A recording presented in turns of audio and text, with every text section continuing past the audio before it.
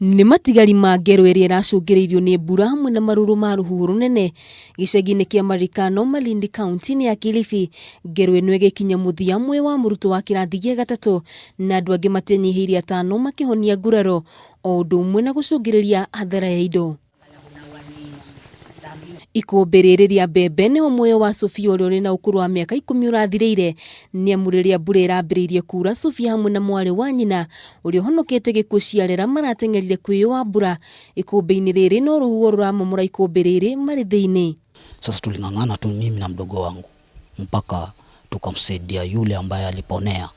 Yule mwingine tunamtoa akawa ni ile hali ya kuhema, na tulipomchukua hapa mpaka pale dispensary Baolala, walipoenda kumufanyia matibabu akashindwa. Anabidi sana mtoto wangu, tena alikuwa mkeshi sana shuleni.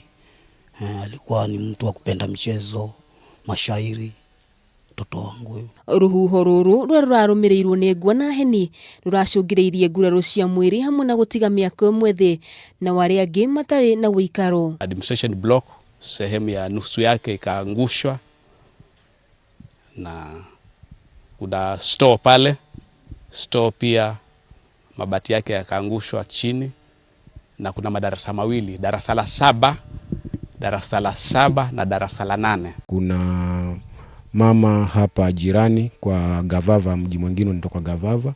Mama huyu aliumia sana, maana alivunjika mguu, pamoja na watoto 5 ambao waliweza kupelekwa Malindi hospitali kwa matibabu zaidi.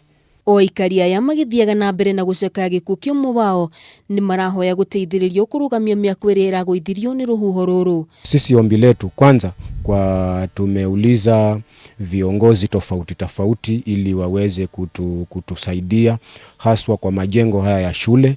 Alafu pili, wale wakazi ambao pia manyumba yao mapaa zao zimeondolewa pia waweze kupata msaada ili waweze kurudi katika hali yao ya kawaida. Handũ-inĩ ha Kameme TV, njĩtagwo Waithĩra wa Gĩcũhi.